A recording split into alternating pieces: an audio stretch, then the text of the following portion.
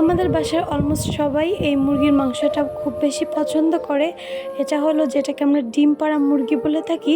মুরগির মাংসটা কিন্তু অনেক বেশি শক্ত হয়ে থাকে এবং অনেক বেশি টেস্টি হয়ে থাকে।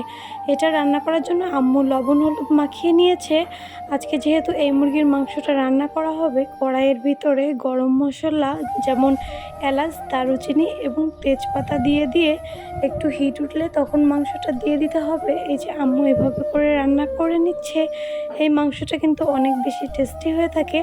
যারা এই মাংস খেয়ে দেখেননি অবশ্যই বাসায় রান্না করে খেয়ে দেখবেন। আর এভাবে রান্না করলে অনেক বেশি টেস্ট হয়ে থাকে। তেলের উপরে লবণ হলুদ মাখানো মাংসটা এভাবে দিয়ে দিলে এর টেস্টটা অন্যরকম আসে। মাংস কষিয়ে রান্না করলেও মজা লাগে, তবে এভাবে আমাদের কাছে বেশি পছন্দ হয়। মুরগির মাংস রান্নাটা ব্রয়লার মুরগি রান্না করলে অন্যরকমভাবে রান্না করতে হয় এবং এটা অন্যভাবে, যেহেতু এটা শক্ত মাংস এর জন্য। তো মাংসটা আম্মু নেড়ে চেড়ে মিশিয়ে নিচ্ছিল। মিশিয়ে নিলে যখন পানি একটু বের হয়ে যাবে, এই পানিটা হালকা শুকিয়ে গেলে এর ভিতরে আম্মু মশলাগুলো দিয়ে দিবে। একে একে দিয়ে মশলাটা কষিয়ে নেবে। আমার যেহেতু এই মাংসটা অনেক বেশি পছন্দ এবং আমার মেয়েটাও এই মাংসটা অনেক বেশি পছন্দ করে, এর জন্য বাসায় এই মাংসটাই বেশি আনা হয়। আর গরুর মাংস তো আমরা পছন্দই করি অলমোস্ট সবাই। আর এপাশে দেখেন আলু দেওয়া হবে এর ভিতরে, এর জন্য আলুটাকে কড়াইয়ে দিয়ে দিয়েছে, ভাজি করে নিবে। আর এপাশে আম্মু আরেক কড়াইয়ে যে মাংসটা দিয়েছিল তার ভিতরে একে একে আদা বাটা, রসুন বাটা, পেঁয়াজ বাটা এবং মরিচ বাটা দিয়ে দিবে। মরিচ বাটা দিয়ে সুন্দর করে নেড়ে চেড়ে কষিয়ে নিবে। এই মাংসটা এভাবে রান্না করলে আমাদের কাছে বেশি মজা হয়ে থাকে। আপনারা কে কীভাবে রান্না করে খেতে পছন্দ করেন এটাও আপনারা কমেন্ট করে জানাতে পারেন। আমি অবশ্যই সেভাবেও রান্না করে দেখব। আর আপনাদের যদি আমার ভিডিওগুলো ভালো লেগে থাকে অবশ্যই লাইক কমেন্ট করে পাশে থাকবেন। আমার কাছে কিন্তু খুব ভালো লাগে আপনাদের কমেন্টসগুলো পড়তে। তো এই যে আম্মু দেখেন এপাশে কষিয়ে নিচ্ছিল, আর এপাশে দেখেন আলু ভাজিগুলো প্রায় হয়ে আসছে। এই যে আলুগুলো ভাজা শেষ, এখন আলুগুলো ভাজি করে উঠিয়ে নিতে হবে। এই যে আলুগুলো আম্মু নেড়ে চেড়ে উঠিয়ে নিচ্ছে গামলার ভিতরে।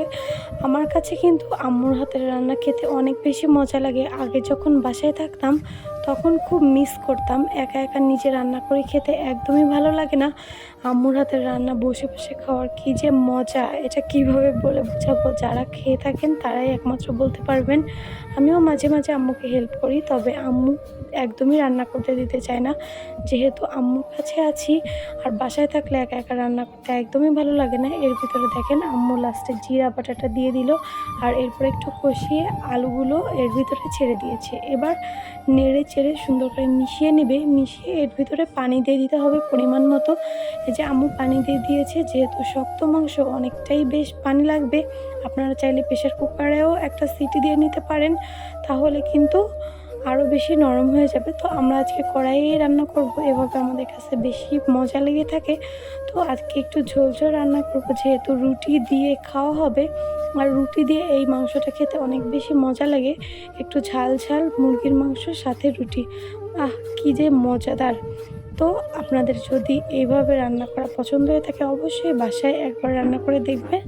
আমার তো মনে হয় অবশ্যই পছন্দ হবে। এই রান্নাটা কিন্তু যতজন দেখেছে আম্মুকে বাসায় গিয়ে ট্রাই করেছে এবং বলেছে অনেক বেশি মজা হয়েছে। তো আজকের ভিডিওটা এই পর্যন্তই। আপনাদের যদি ভিডিওটা ভালো লেগে থাকে অবশ্যই আমার ভিডিওতে লাইক কমেন্ট করবেন এবং আমার পাশে থাকবেন। আল্লাহ হাফেজ।